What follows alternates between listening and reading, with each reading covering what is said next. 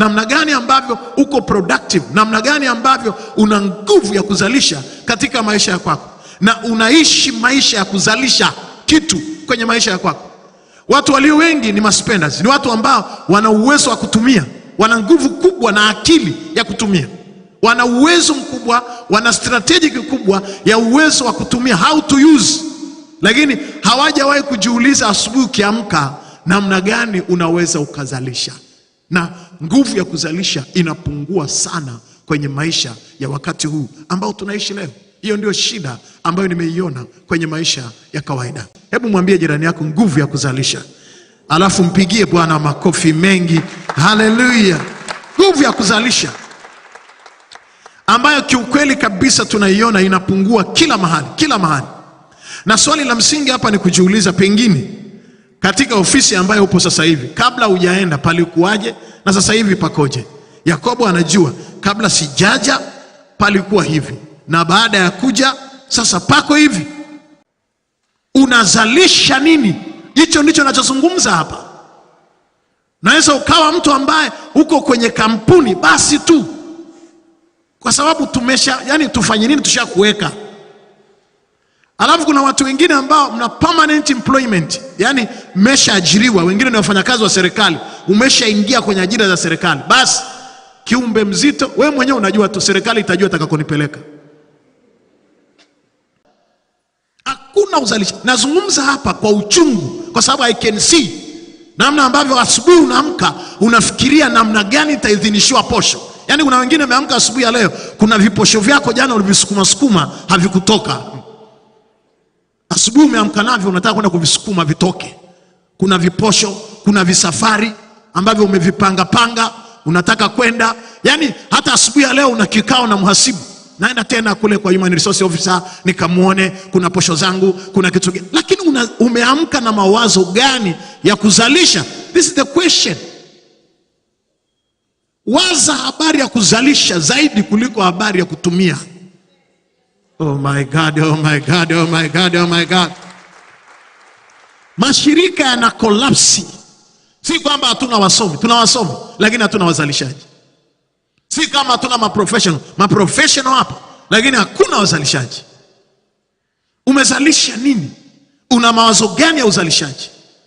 Unatumia muda mrefu kulaumu saa zote shirika, sijui kampuni, sijui serikali, posho zetu, mishahara yetu, sijui nini, maandamano. Tunataka haki zetu. Mnataka haki zenu zipi mlizozalisha nini?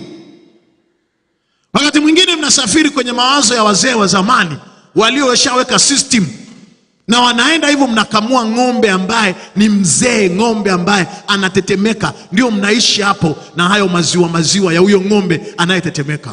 Yale mambo ya zamani, zile structures zilizowekwa zamani za uzalishaji. Lakini most of people today wanafikiri namna gani wanaweza kuondoka, ondokaje.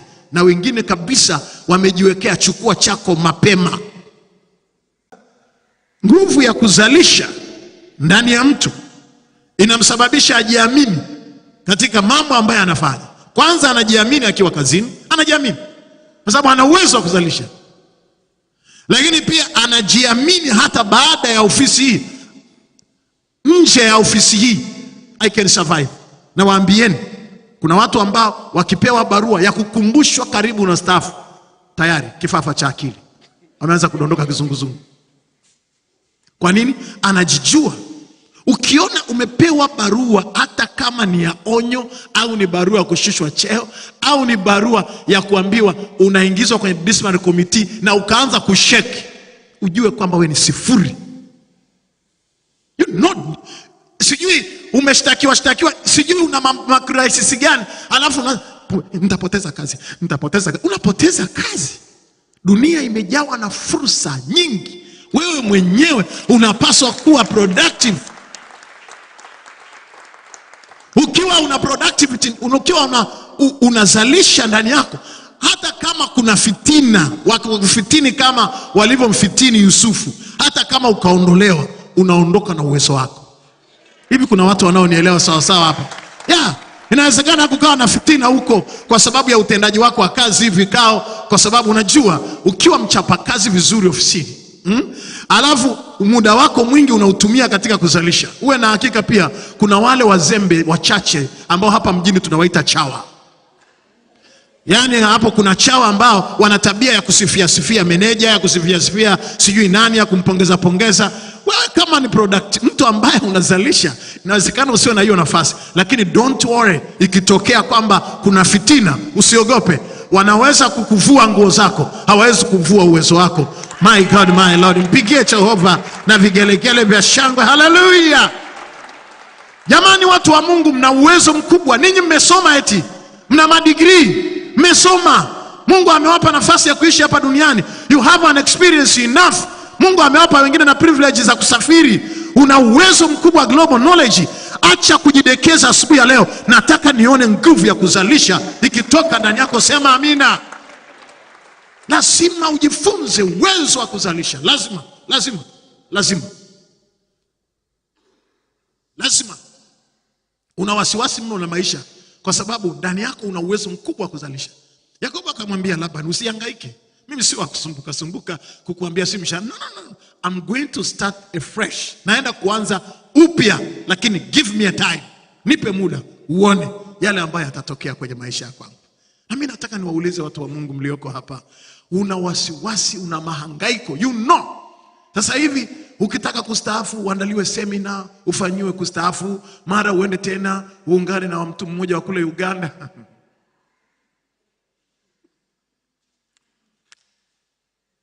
Kuna mtu mmoja huko Uganda, kila siku yeye ni mdogo. Sasa ameshakuwa mdogo kuliko mdogo wake. Hebu punga mkono pamoja na mimi. Yaani kila siku unazidi kujirekebisha tarehe yako ya kuzaliwa. Mwisho mpaka ushakuwa mdogo kuliko mdogo wako.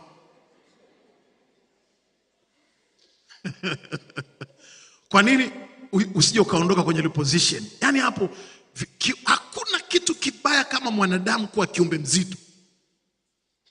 Na kuwa kiumbe mzito ni kutaka. Lakini unaweza na mimi nataka nikuhakishie kwenye hii madhabahu, unaweza. Ninajua kwamba unaweza, nina hakika kwamba unaweza. Yes, I know kwamba unaweza kwa jina la Yesu Kristo. Wako wapi watu wachache wanasema yes I can? Pigie Bwana vigelegele vya shangwe. Alafu piga kelele, sema yes I can. Tena sema yes I can. Unaweza. Why not? Unaweza. Lakini wapendwa, kama kuna shida tulionayo kwenye maisha ya kawaida ni viumbe wazito. Angalia watu uliowaweka kwenye kampuni yako, wanazalisha nini? Angalia watu walioajiriwa, wanazalisha nini? Angalia watu walioingia kwenye mataasisi makubwa, wanazalisha nini?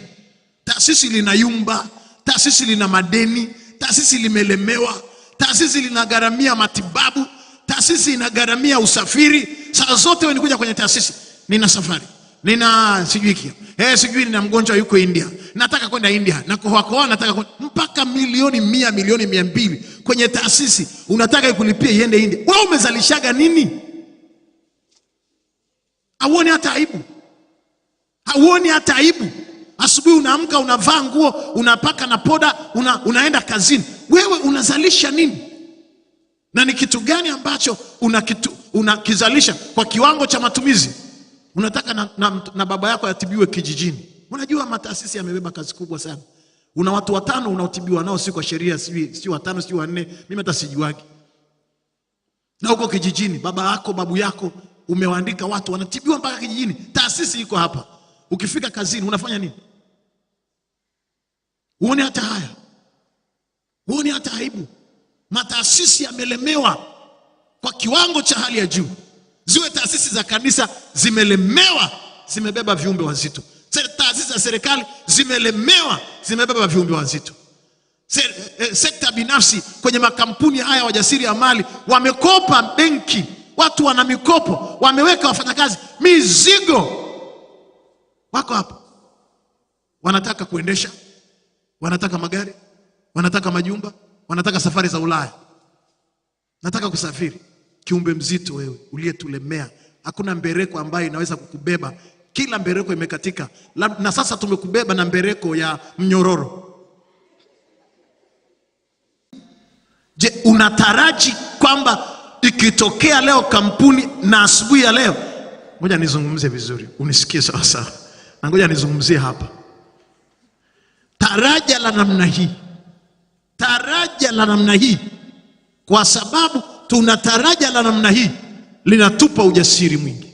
The question, ukiondoka asubuhi ya leo ukafika ofisini kwako ukakabidhiwa barua ya kuondolewa kazini, una hakika ya kusurvive? Una hakika ya kusurvive? Una taraja la namna hii kama la Yakobo alimwambia Laban, don't worry, usinipe kitu. Ukishaona una wasiwasi kwamba I will never survive, wewe ni kiumbe mzito tayari. Lakini ukiwa na uwezo wa kusema yes I can survive, uwe na hakika una uwezo ndani yako wa kujitegemea. Sema amina, pigie Bwana makofi. Basi ngoja nishuke hapa au fukuzwi kazi, relax. Hebu punga mkono wako pamoja na mimi. Mabibi na mabwana, tunapozungumzia juu ya the power of productivity, tunazungumzia nguvu kubwa sana ya uzalishaji iliyoko ndani ya mtu. Na hapa nataka tudiscuss wakati ninapomalizia asubuhi ya leo. Ukiwa kiongozi wa kampuni yoyote au idara yoyote, wewe ni kiongozi unaongoza pale, au kwenye kampuni binafsi, na hasa kwa vijana wa leo waliomaliza vyuo vikuu na tukawatuma na wengine wakaajiriwa kwenye mashirika, nguvu kubwa anayotumia Mheshimiwa Makabibi, nguvu kubwa ambayo wewe umekuwa mkurugenzi wa wilaya, tena umekuwa wilaya kubwa, manispaa kubwa sana, manispaa ya Temeke, nguvu kubwa ambayo mtu anaitumia katika kupanga dili wa Tanzania, kupanga dili la kuiba na kutekeleza hiyo dili. Hiyo nguvu anayotumia na akili anayotumia, kama angeitumia kwenye uzalishaji, uwe na hakika hiyo kampuni na idara ingekuwa ni ajabu. Sasa si kwamba hawana akili wa Tanzania, wana akili wa Tanzania, wana akili, uwezo wanao, kwa sababu kama anaweza akapanga strategic ya namna ya kuiba, unakaa kikao, unaleta mkaguzi basi, hii ngoma ina akili. Lakini akili ya kuiba na kuharibu ni kubwa kuliko akili ya kuzalisha. This is the question. Hii ndio shida na swali ambalo halina majibu, hasa kwa Tanzania. Mimi sijui nchi nyingine, lakini Tanzania. Juzi mlimuona waziri wa fedha hapa, Mheshimiwa Mwigulu, alikuwa anatuambia ya kwamba Mheshimiwa waziri wa fedha, lakini pia waziri wa habari, Mheshimiwa Nape Mnauye, alikuwa anatueleza hapa, anasema yeye ni waziri wa habari na teknolojia, TEHAMA, na kuna mashirika makubwa yaliyoko hapa nchini, lakini madirekta wake hawawezi kuwa ni wa Tanzania, kwa sababu the power of productivity, nguvu ya kuzalisha hakuna. Watu wanachukua madirekta kutoka nje, wanakuja kuongoza makampuni makubwa hapa ndani, kwa sababu si kwamba hatuna Watanzania, wapo tu, wana uwezo, wana madigrii yao, lakini uwezo wa kuzalisha ni shida. Lakini pia uaminifu ni tatizo jingine kubwa zaidi. Sasa nguvu ambayo vijana wetu na watu wanaofanya kazi wanatumia kwa namna ile ile, kama hiyo nguvu ingetumika kuzalisha, ingekuwa ni ajabu sana, na uzalishaji ungekuwa mkubwa sana katika nchi hii na katika mataasisi yaliyoko hapa. Lakini nguvu ya kutumia, nguvu ya kuiba ni kubwa sana, na ni akili ndefu. Yaani jamaa anapanga mpango, wewe mwenyewe ukiona sema hii ngoma ilifikiria, lakini anafikiria katika kuiba. Laiti kama angefikiria katika kuzalisha, tungekuwa na kitu kingine kikubwa katika nchi hii. Sasa productivity ni uamuzi wa ndani. Lazima ufike mahali uone kwamba kuna kitu ambacho unakizalisha kwenye maisha yako kwako. Lazima uone kabisa. Kama nguvu hiyo ya kuiba ingetumika kuzalisha, au nguvu ya kutumia, namna ambavyo watu wanapanga dili ya kutumia, kama na urafiki na group kama lingepangwa katika kuzalisha, nafikiri tungekuwa na hoja kubwa ya msingi. Lakini watu walio wengi wako katika kutumia kuliko kuzalisha. Nilienda shambani kwangu siku moja, nikakuta vijana wangu wako shambani. Nikafika nikakuuliza, mbona hamjapika mchana? Nasema tulikuwa tunakusubiri uje na mboga.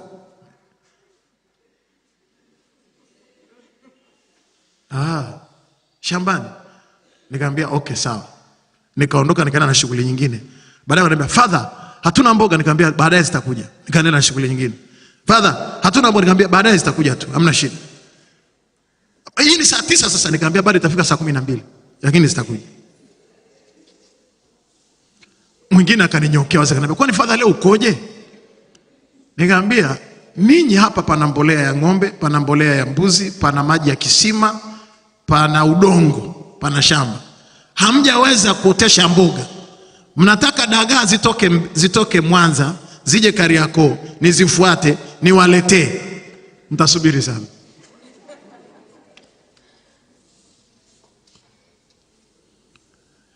Kama upo mbolea ipo ya ng'ombe, mbolea ipo ya mbuzi, ardhi ipo, maji yapo, mbegu za mboga zipo, matembele yani hivyo, kila kitu kipo pale. Lakini unategemea ule dagaa zinazotoka Mwanza ziende Kariakoo Tandamti, zikachukuliwe ziletwe shamba Bagamoyo ule. Ndio maisha ya Watanzania. Nikaangalia baadhi ya watu wangu, unakuta na wengine wana degree, nikasema tayari nimetapeliwa.